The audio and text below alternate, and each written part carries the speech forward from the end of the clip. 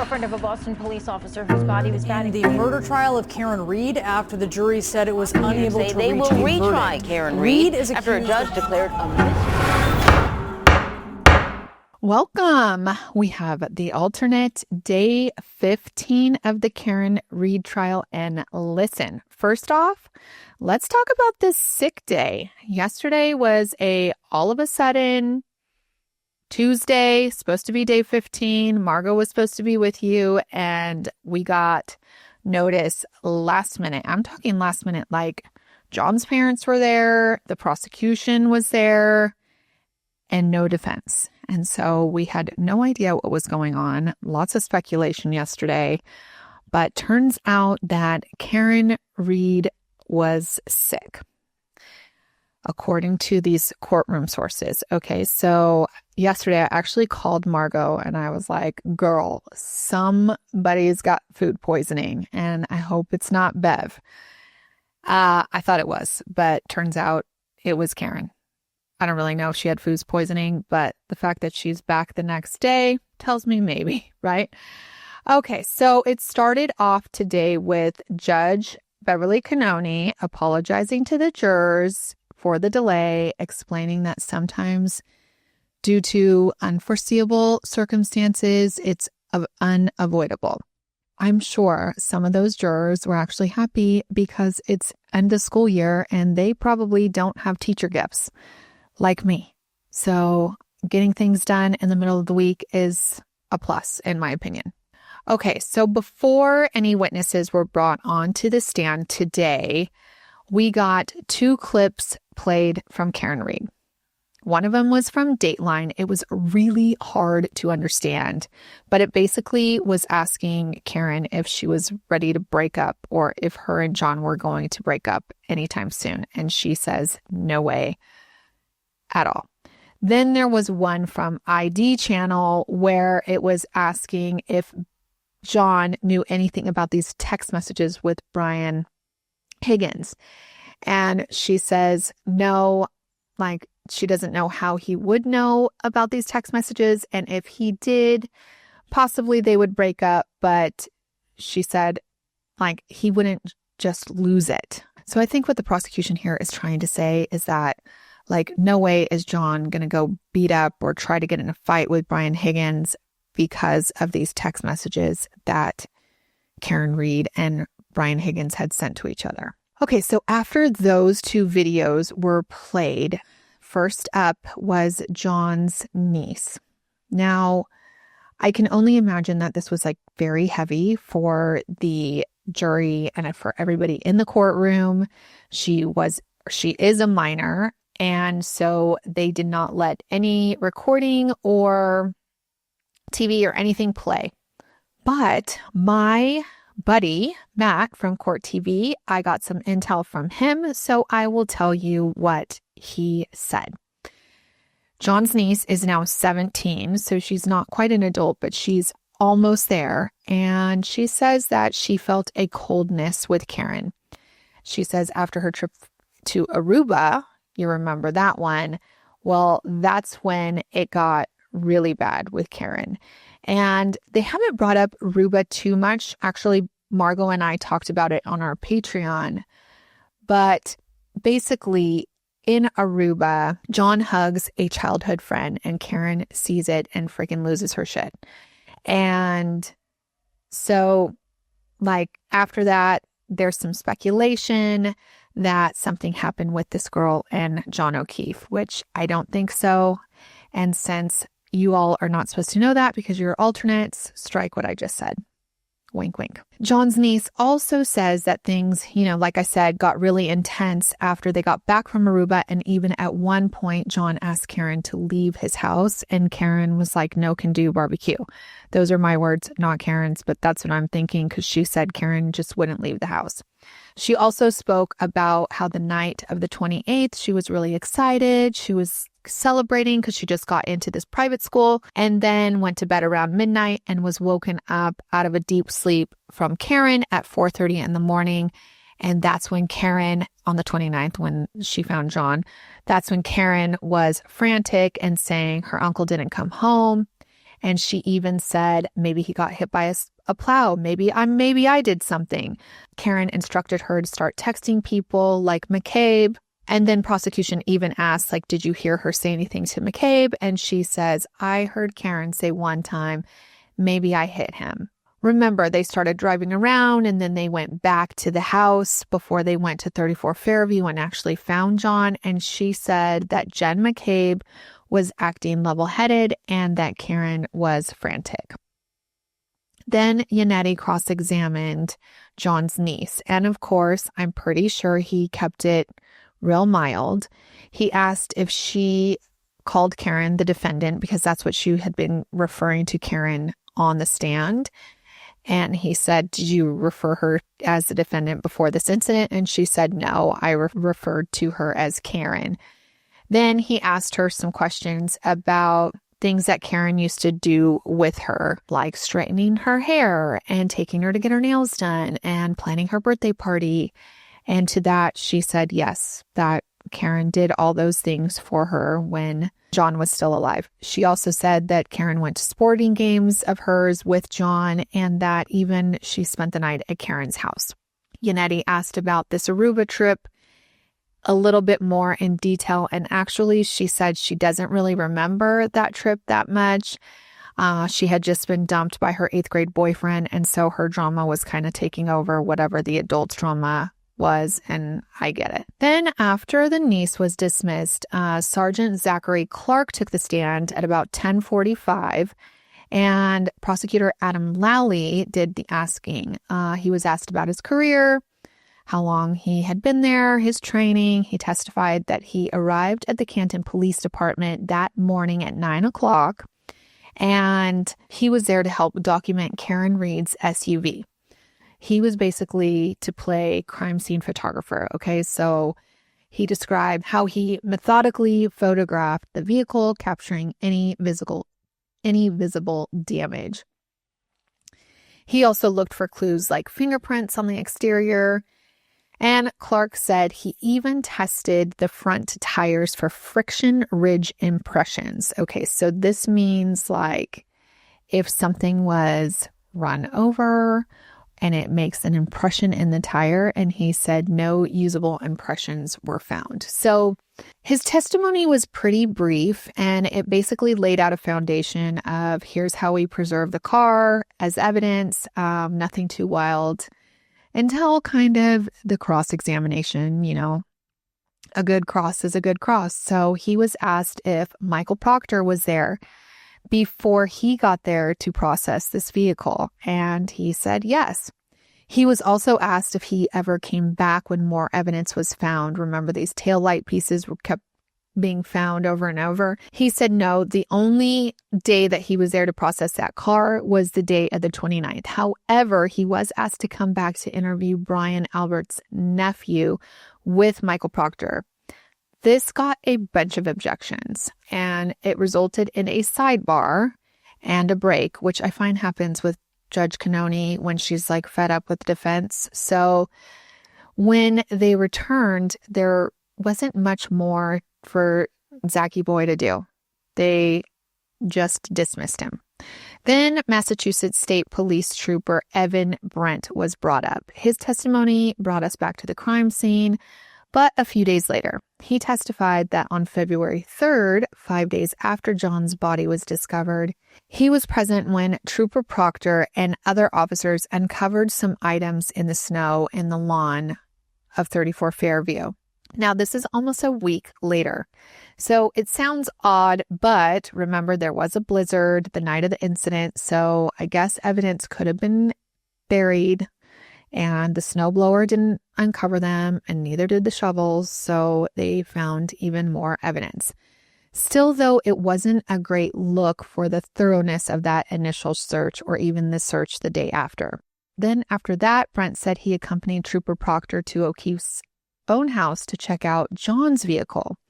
John drove a Chevy Traverse. It was parked in the driveway, and the garage doors were looked for any signs of damage from his car or the garage. He said they didn't find any visible damage on O'Keefe's car. And that was really it for him also. Neither of these officers really delivered any bombshell revelations. They just kind of told the facts, and the defense didn't really push them too much, just really on the fact that they were there with Michael Proctor.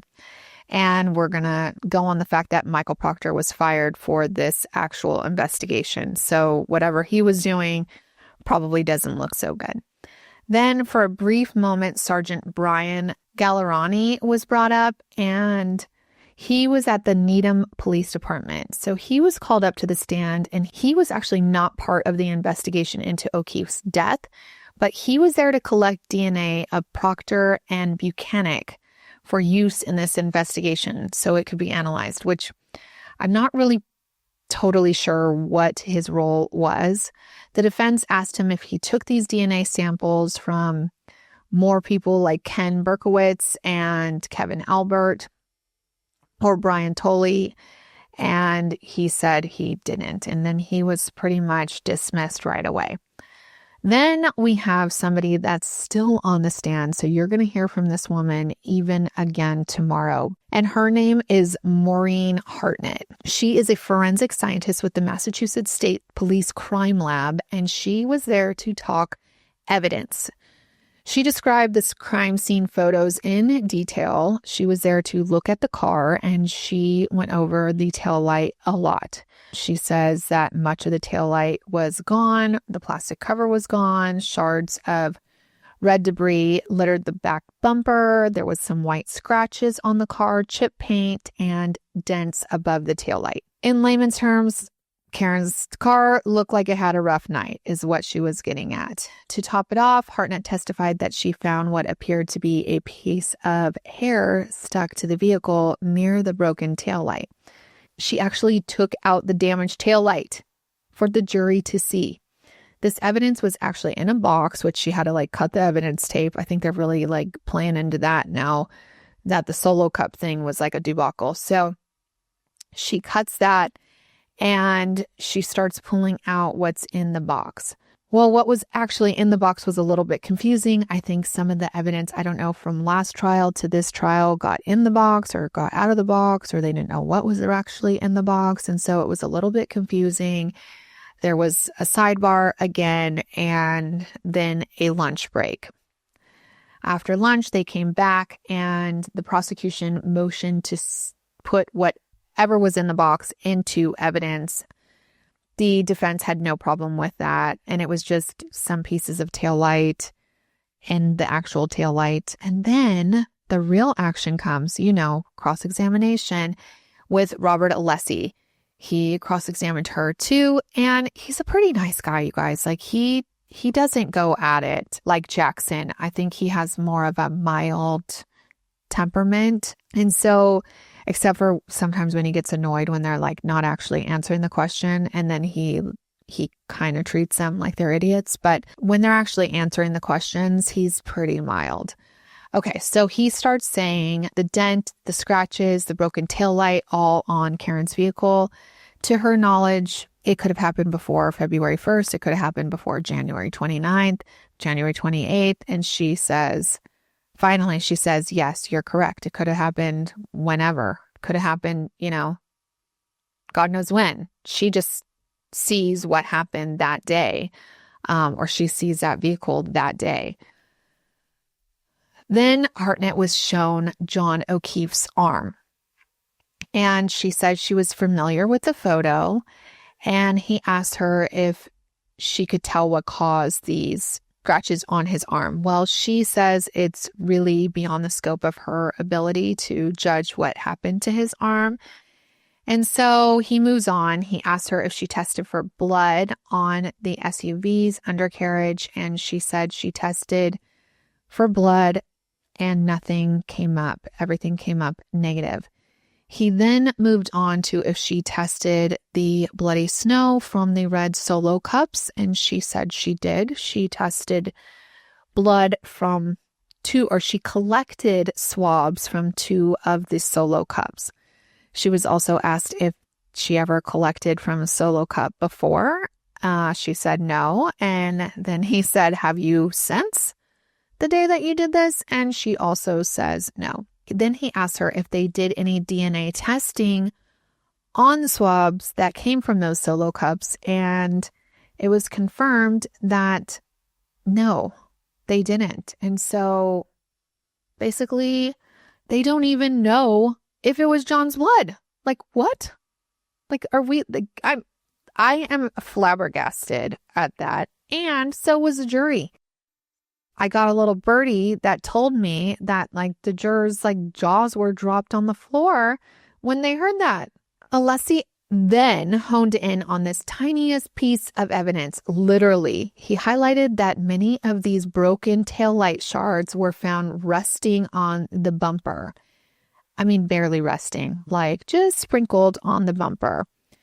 And he asked her, like, were they stuck on the bumper? Were they like embedded into the bumper? And she was like, no, they just were like laying on the bumper. And he was like, okay, well, girl, how did this car drive 60 miles an hour or get towed, I'm assuming, at 60 plus miles an hour, 45 minutes away with a 15 mile an hour wind speed? And you're telling me that these pieces were just lightly there?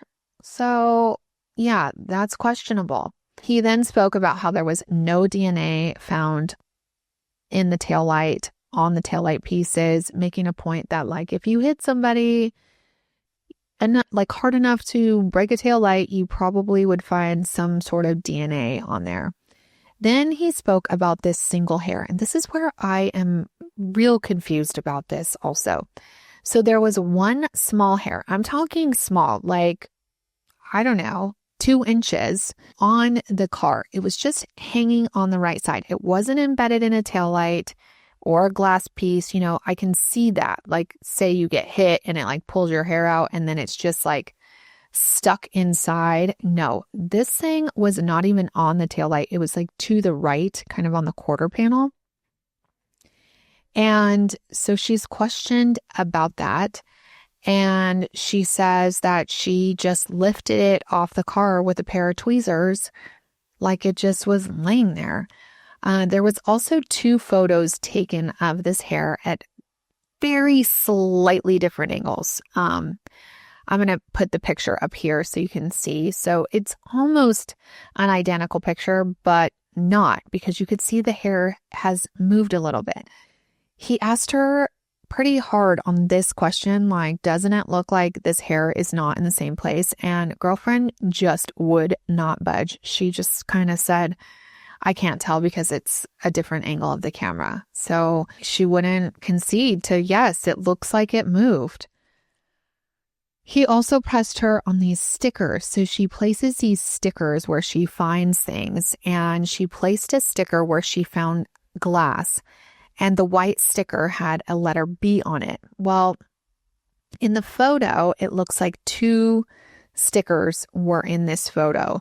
And when the defense got up there, they were like, girlfriend, it looks like in this picture, maybe we are seeing a reflection of that white sticker, and there's actually only one piece.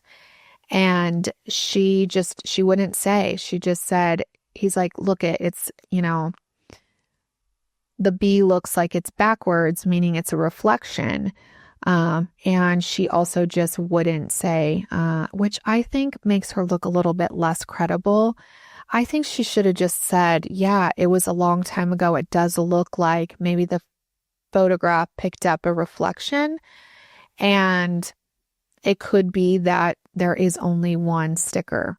But the defense really wanted to like press on this. It probably wouldn't have been a big deal had she just said, like, yeah, it looks like there's one. But because she just wouldn't budge, it kind of just made her, like, it made me question like everything else she was saying.